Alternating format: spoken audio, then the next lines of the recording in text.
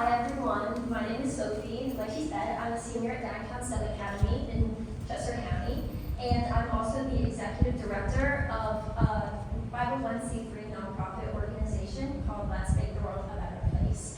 And so our purpose is to encourage students to get involved with organizations and causes through baking, as said by the name. Okay, sorry. So this is me.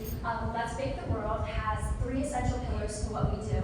And so the first one is philanthropy. And philanthropy is mostly communicated through our bake sales. And so we hold monthly bake sales for different causes each month and support different organizations, big and small.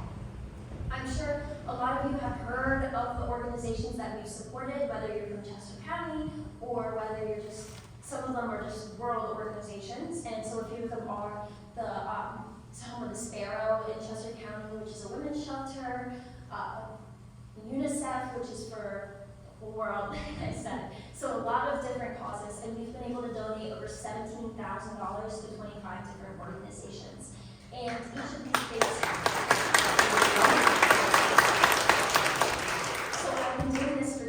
started in 2021, and we've had so many different bake sales for so many different causes. And our second pillar is advocacy. And so Let's Bake the World empowers youth to turn their passions into progress and to advocate for the causes that they care about. And I'm sure all of you are familiar with that because all of you right now are being advocates for mental health awareness and change in mental health education and everything like that. So I'm just going to applaud everyone for being here today because that is the first step in change, is being present. And so we do this through speaking at conferences like I'm here today, as well as many different opportunities. And so the final pillar is action. And so the way we communicate action is through service projects, and as well as the conferences, like I said, and going and talking to people. I feel like this is I feel like I'm too close to it, sorry guys. And so some of the service projects that I have done, the most impactful service project that I have done has been the creation of mental health care packages, which is the main thing that I'm here to talk to you about today. So I'm just gonna go forward and say, I am a student in Aevidum, and that is the essential reason why I'm here today. So I've been in Aevidum at my school for 4 years since I was a freshman. I'm a senior, like I said, so I started my involvement in Aevidum in 2020. I went into high school over COVID. If you're a senior here, you know that it was really tough entering high school, not knowing anybody, well, at least for me, because I was coming from a different school. But anyways, so entering high school, brand new people, brand new community, and in the midst of COVID where you didn't really know where to find your place. And so my sister was a member of Aevidum before me, and she said, why don't you just come to our after-school meeting and join? And that is where I fell in love with community and the message of Aevidum. And that was really the first time that I encountered this message of mental health. I was not really involved in this whole advocacy part of mental health until I sat down at that Aevidum meeting and we talked about mental health, and I realized how large it really is. And so, in addition to Aevidum, how did I really get involved in mental health? So I'm sure if you've heard of Downtown, it is either because you're from Southeast Pennsylvania or because you've seen the news headlines in the past few years. So Downtown has had, in 2021, we lost 3 students to suicide, and within 2 years, we lost 7 students to suicide. And that is a big number. Mental health really affected our community, our town. It hit us close to home. And one of those people was my friend Ryland. So this is Ryland. As you can see, he was very cheerful. He had a big smile. You would never have guessed, if you were not really close to him, did not know what he was going through, that he was struggling with his mental health. And I'm sure you're also like, wow, he looks so young. Maybe it's just because she has pictures with him as a toddler next to this beautiful portrait of him. No, it's because he was 14 years old when he took his life. He was a freshman in high school. And this was 2021, and this really hit hit me hard. We were friends in middle school. He was, like I said, a bright member of our community, made everyone laugh, whether it was just cracking jokes, yelling at people in the hallways, and just trying to make them laugh all the time.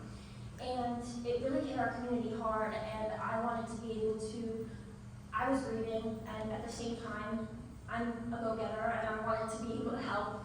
And so I saw the amazing organization that his mother founded called Rise Above, and I wanted to be able to support it. And so I thought, what can I do as just a freshman? By then I was going into my sophomore year, a sophomore in high school. I love baking. Why don't I hold a bake sale? Go back to the basics. I'm sure everyone in here has participated in a bake sale at some point in their life, whether it was when you're younger or if it was like some type of lemonade stand in front of your house. It is like a universal experience for many kids. And so I had a bake sale, and we did pre-orders online, we sold in person, and I raised $600 for Rise Above. And that was the start of Let's Make the World a Better Place. And so I wanted to continue my bake sales. I wanted to continue doing this chain because I was like, if I can raise $600 in one bake sale for Rise Above, why not do it more? And so I kept having bake sale after bake sale.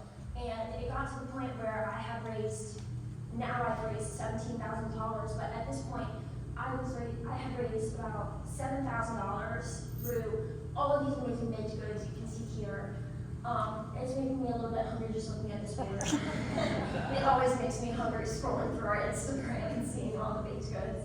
But a wide range of different baked goods we sell, as well as involving the community in our bake sales. We have guest bakers come and bake things for our bake sales. So many different baked goods are involved in our bake sale, and it's amazing to see just like not just the baked goods that I make, but what people bring their own specialties into our bake sale. And so like I said, I was at this point where I had raised $7,000, and I was doing all this good for all these organizations, but I was like, I want to make a direct impact. I want to actually, communicate and make an impact for the cause that I am advocating about instead of just donating. And so I applied for a $250 grant from the Hershey Heartwarming Project for Global Youth Service Day, which is every year at the end of April, beginning of May. And it was just a $250 grant. I was like, how can I get some money? And because everything that comes into Let's Bake goes out, so I'm broke, if that says anything. We don't have any operating funds. And so I got this grant, and I held an umbrella bake sale where I was involving lots of different schools and organizations, and they were holding their own bake sales, and I was teaching them about advocacy. And then I was like, why don't I just do this again? And so 2023 comes along, this past Global Youth Service Day, and I applied for a bigger grant, $500 from the same organization. And I wanted to do a bigger project, and that's how I came up with the mental health care packages. And so these mental health care packages, I originally just wanted to expand to our community. I'm seeing lots of downtown east spaces. So downtown east received care packages, downtown west, my own school. I originally just thought that with this $500 grant, I was going to be able to make these amazing care packages for my school, and then move on to our next bake sale. And then I realized the amount of good that it was doing, and the amount of progress that was happening because of a simple thing such as a care package. And I wanted to further the impact. And so we started involving these care packages, and I reached out to outpatient mental health services, and they were placed into these outpatient centers. And more packages were coming forth, and I wanted to expand the impact. And so I applied for an even bigger grant, which this past weekend I actually won $10,000 for the mental health care packages. So I'm going to be able to push these care packages out even further, and it is really amplifying that message of I've got your back by pushing it out to all of these students. And where Aevidum comes in again is when this past summer, the amazing executive director, Francesca, reached out to me and said, what you're doing, how can we involve this in the Aevidum? And we formulated this plan and this idea for the mental health care package kits, which a lot of you guys may have seen in your fall initiative boxes. And we pushed these out to, I think she said 90 clubs, and they all received what these kits included, what a group of students, your Aevidum clubs needs to create 25 mental health care packages. And these kits even further amplify our message of advocacy and action by directly involving students in the creation of the mental health care packages. And so I'm here today really to just communicate the message that you can make an impact, your voices are heard, apply for the grant, basically do what you want, I'm trying to say. You have the ability to get things done. And it may just be as simple as applying for a $250 grant or bringing some idea that you see somewhere else into your own school. But you all are amazing and your voices are heard, and one person can create change. And so that is really what I wanted to say here. And I am very excited that these mental health care packages are going to be rolling out to all of the students in the Aevidum.